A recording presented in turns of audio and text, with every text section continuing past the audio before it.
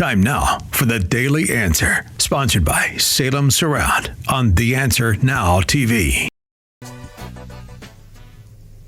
There have been a whole lot of idiotic things said about the shooting death of Renee Good in Minneapolis last week.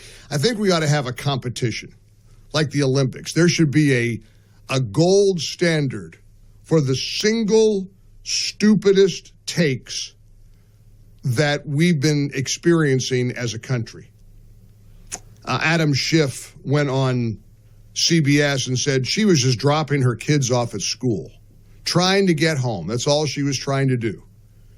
Of course, all of the evidence, the video evidence, thoroughly refutes that.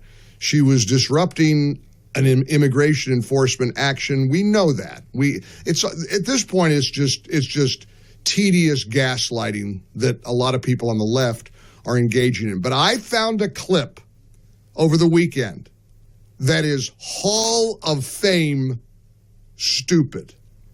This is epic, peak ignorance. And it probably won't surprise you who it came from. Ilhan Omar was bound to weigh in. I mean, she is, after all, the radical, far-left congresswoman from Minnesota. And she appeared on CBS's Face the Nation. This is the one that needs a blue ribbon, a gold statue. It ought to be in the Hall of Fame. It doesn't get any worse than this. Renee Nicole Good, as you hear her say, she's not mad. She's sitting in her car, peacefully waving cars to get by. This agent, as you see, gets out of his car, automatically starts running towards her, trying to open her door. She feels scared. She tries to turn the wheel away, and then you see the other officer, who can clearly see the car is moving, move towards the front of the car, which, if they are saying that he has 10 years on service and is trained, he should know that you shouldn't be trying to get in front of a moving car. And so it is not acceptable for There it is. Stop it right there. He should know that he shouldn't get in front of a moving car. You can't get in front of a moving car if you're law enforcement. Look what happened in Minneapolis. And of course, the characterization, she doesn't believe a word of that. She's no dummy. She can see a video. She saw the lady pull into the street, and for at least 3 minutes put her car kind of whopper-jawed. She kind of perpendicular. She what's the word, Eric, that where you like, she's the top of the T of a car. She went sideways in the road. Not perpendicular, but she was clearly taking her car and using it as a roadblock. Look, we know all that. I'm not even going to bother to respond. It's stupid to even respond to Ilhan Omar. But I do want to point out that I suppose it's a good thing that Renee Good didn't shoot the officer, because Ilhan Omar would have run to CBS Face the Nation and said he should have gotten out of the way of the speeding bullet. Exact same logic. He should be trained to get out of the way of a bullet. If he was being fired upon, what's he doing in the way of the bullet? She actually went on national television and said he should get out of the way of a moving car. She was just peacefully waving at cars. That's all she was doing. And he just went running up for no reason other than to kill her, murder her, execute her. We got to get to a point where we ignore the noise. Democrats are going to lie about it. Their whole default is don't believe your lying eyes. Forget the video that showed her pulling up onto the street, going crossways on the street, honking on her horn, laughing, dancing, her partner taunting officers, saying, come get me, go get a sandwich, big boy, whatever she said, go get lunch. These are anti-law enforcement activists. We all know it. We get it. But the winner of all the bad clips is that one. Can we just play that one more time for emphasis, just so you can hear how idiotic leftists can be over the shooting death of Renee Good? One more time, Ilhan Omar on CBS's Face the Nation. Renee Nicole Good, as you hear her say, she's not mad. She's sitting in her car, peacefully waving cars to get by.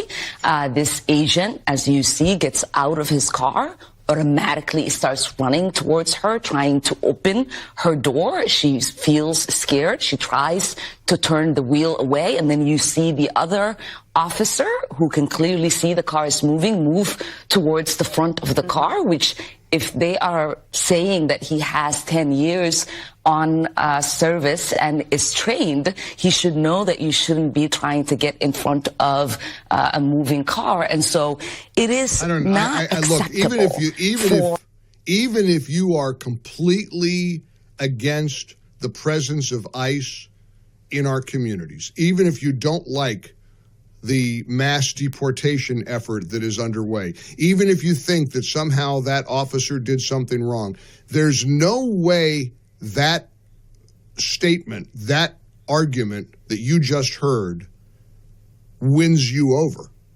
There's no way you hear that and you say, oh, that's a really good point. You know she's lying.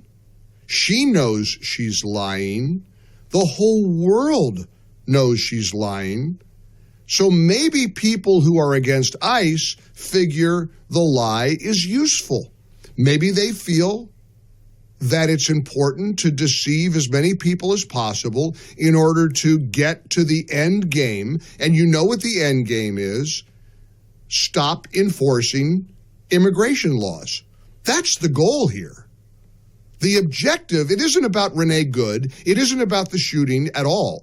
All it is, the shooting is an opportunity to try to advance the mission of people on the left, and that is to stop enforcing immigration laws. They don't want immigration laws enforced. And look, you could say that. Be honest. People will respect you for saying that. You don't want immigration enforcement going on in America. Okay. We can have a good-spirited debate about that, but don't pretend that something happened that didn't happen. Don't lie about it. You don't need to lie about it. Just say, look, I wish we didn't have ICE officers in our communities. I wish there wasn't enforcement of immigration laws. I wish the laws were different.